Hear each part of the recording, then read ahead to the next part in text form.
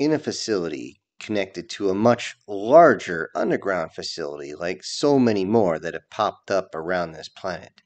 A snake moves around under the watchful eyes of security. This snake is moving slowly as it moves over to one of its favorite spots.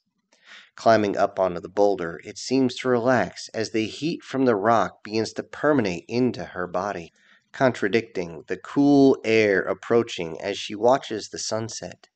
Security watches her naked form as she curls up on the boulder. No words are spoken anymore about her nudity, as the staff has seemed to not even seem to notice anymore. As the sun begins to lose its power, she can see the night sky that takes its place. She watches with great interest as aircraft and spacefaring vessels dance across the night sky. Tonight, her mind wanders as it usually does. I don't know how long I've been on this planet. I mean, enough to molt twice at least. I wonder if I'm too old to return. My mate must be bonded with another by now, probably a long time ago, probably thinking I'm dead. I do hope he's doing well. He was not well the last time I seen him, but perhaps he is a little better now. The one that bonded with him, she better treat him well, or I'll find my way back to my home planet just to bite onto her and wrap her up so tight. She takes a deep breath of the night air, and the chill comes into her body ever so slightly, but she doesn't seem to mind as her inner monologue continues. So much has changed since I arrived. I'm definitely not as arrogant as I once was. Humility, they call it. Strange how many words in this language have an amalgamation of human on this planet. It's odd. Can still remember the thrill I felt as the facility shook. I figured our Grand Navy had tracked me somehow. They would send in 1,000 for me, as that is how much a young female's worth in male lives. Dear Set, I cannot believe I thought that way. How females are one delicate flower that must be protected and contained at all times. Perhaps that is why we are given the exploration of our choice before our bonding. Far too concerned with raising young and making a nest afterwards. Though simple in its design, one would think about it. It's no wonder the stories of mass mating while our partner is away. She shakes her head slightly as the thoughts of what may be happening on a distant planet fade away with what had happened to this one. When they told me that the Grand Navy, the Grand Army, and as well as our Grand Marines had been annihilated, I couldn't help but laugh uncontrollably. Pushing against the transparent wall, I told them that they can't possibly sway me with lies. However, the truth, that was another story altogether. They showed me the video of our ships crashing into the surface. This process could take several planetary rotations before the ship tumbled through the atmosphere. This is why the one that crashed near the facility, it seemed to impact the ground after I was detained. I still didn't believe that until they showed me live video of humans entering the mangled remains of the burning hulk that was once our flag carrier. I was no longer in my body as the shock came in. I could feel nothing as I laid down onto the floor. I must have been in shock, as I didn't even notice I had begun to shed. I tried to hide my shame when I realized this. I tried to cover up from this embarrassment. I figured the humans would insult me, harass me, laugh at me for this. Instead, I was shown the first true measure of what they call humanity. All those around seemed genuinely concerned with my well-being. Male, female, didn't matter. They began to disregard their own protocols to examine me, each of them having genuine concern in their eyes as they carried me to my human-style nest. all of them communicating the entire way to make sure I didn't receive any additional injuries. In my mind, I wondered why they kept me alive. Was it because of my species? Was I going to be held for ransom? Was it because I was a female? Could it be that they wanted to simply torture me? Although, if it was the last one, they're doing a swell job of it so far, as my mind had almost completely broken. The entire area was busy as they gave me fluids through a tube, offered me additional food in the form of raw meat, which I was far too deep in shock to eat. I only came out of my stupor when they began to cleanse my body. I know now that they were just trying to aid me. What I didn't know is that something they found helpful, my people found intensely erotic. While two washed my upper body and hair, four others began to peel off my shedding skin. To us, exposing the purest scales is reserved for our bonding mates only. I believed at that point that I could no longer be bonded, as this was seen as a strange insult. The humans showed incredible care as they helped me heal mentally, eventually healing me physically as well. Their medical technologies have completely impressed me, as I do not have a single scar on my body at all, no matter how much I was damaged when I was trying to get away from their assault. Even when I was captured, they were taking very much care not to damage me, though they did a little.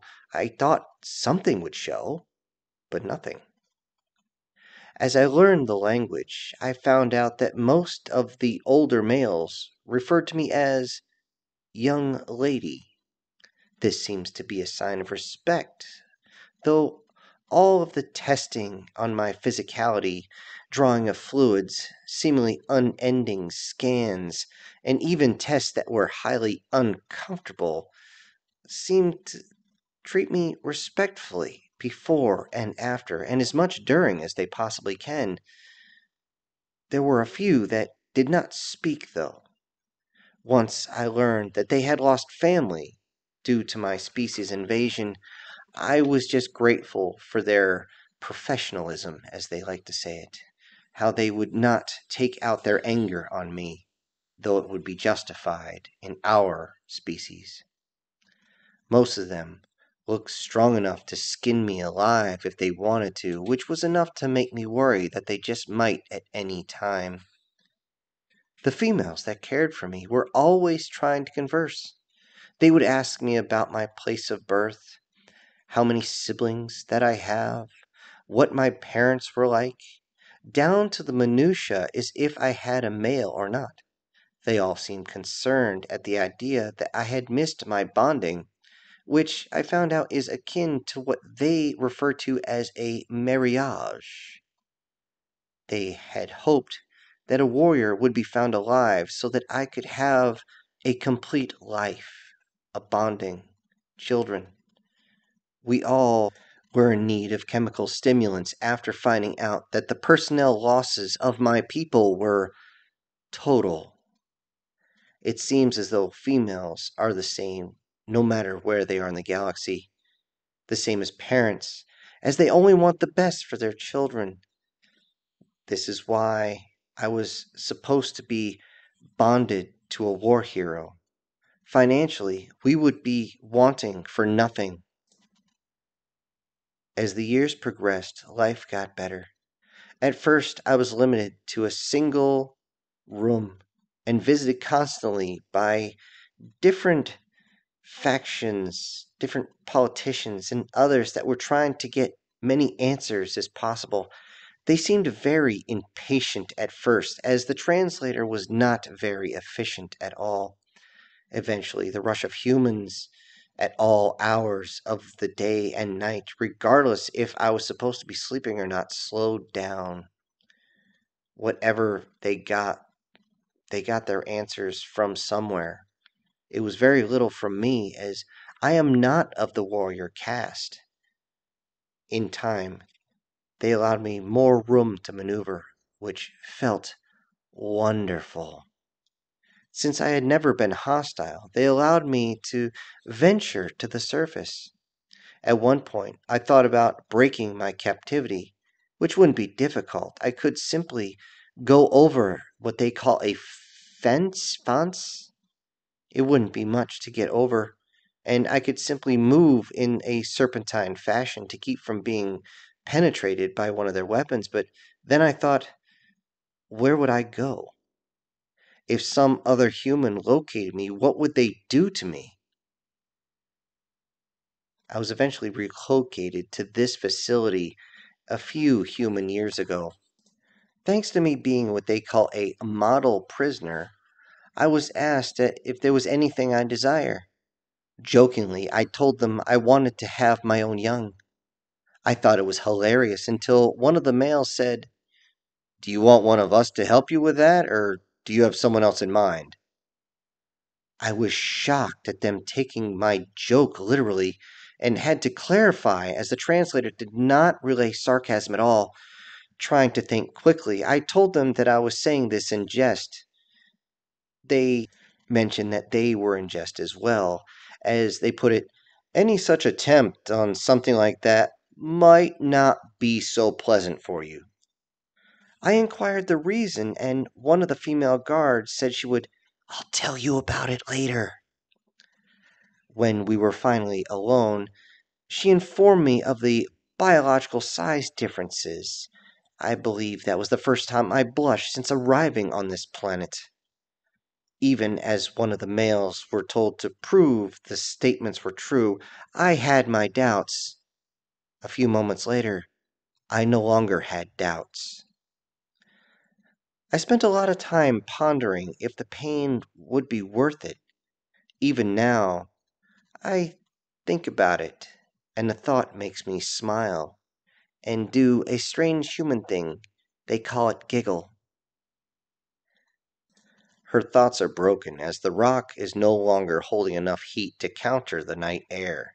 She slides off and slithers so that she can head inside where her meal is waiting. The staff is actually holding a party for her as it is her anniversary slash birthday celebration. They don't really know her birthday, so arriving at the facility is considered her official birthday. As she slithers in, she can see a dead boar being wheeled in for her, and it's still dripping blood. Her favorite meal. After she consumes her dinner, the staff say that they have a surprise for her. She perks up at this as she wipes her many jowls and resinks her jaw before a man walks into the room. At first, she doesn't recognize him. The sharp military uniform with many decorative signas on the side confuses her. This is not a human she's seen before that she can remember off the top of her head, yet, strangely, he's familiar. It isn't until he says something while walking right up to her that she remembers. The former platoon sergeant is standing in front of her, giving her a wide smile while trying to cover his teeth and not be threatening, yet she looks and the insignia is different. It's not sergeant anymore, it's major. He simply looks at her up and down and says, "You look great." And hearing that voice again, she has to fight the extra mass in her body to get over the table to give him a human hug. She fights the compulsion to give him a Calbera hug, as the strength of her tail could easily crush his human body. When she finally lets go, she pulls back and looks at him.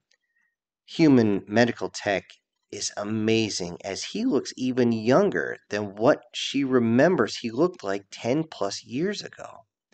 He addressed her as young lady, as all humans do, and told her she looks even more lovely than the day they met. They both sat and laughed and told stories to everybody about how they met. They both joked about how they had both been through hell when they had met, and now it almost feels like heaven with good food, good drink, good friends, and of course, the guy ever so subtly trying to look down a little bit, but then trying to keep his eyes on her eyes. Yet, there is something to be said about having her jubblies almost at eye level. As the night wore on, many people had started to wind down as the party had continued on for so long that many just couldn't keep going. The atmosphere was very cordial until every single military personnel's devices began to sound and vibrate. Without another word, they all grabbed their devices, opened them up, read them, and then all got up to leave.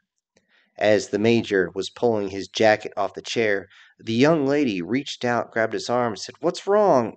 What can, am I going to be able to see you again?" He responded with, "I don't know." Before he could leave, she wrapped once around his torso, not strong enough to actually hurt him, but just enough as the same as somebody had wrapped an arm around a chest. She said, "Please, you have to come back." Pulling herself closer, I I choose you." The major paused for a second and was completely confused as he turned and looked at her and said, "Okay, um, I'm not a Pokemon." He then unwrapped her coils and then looked at her and said, "It was great seeing you again. We really gotta do this one more time at least," before running out the door at full speed towards the hangar bay. In every direction, they could see through the windows transports taking off, many of them VTOLs just lifting off and then launching in a direction. The young lady, not knowing what was going on, slithered outside, and her best friend Susan joined her. Without a word, they looked and realized something was going on, and Susan reached out and grabbed her hand as the young lady was shaking. The warmth of the human hand was comforting, as they both knew that something very big has to be happening for those soldiers to take off and run like that. The young lady looks up into the night sky. Though she can't see anything through the ether of space, she does have one question going through her mind at that point. Are they back?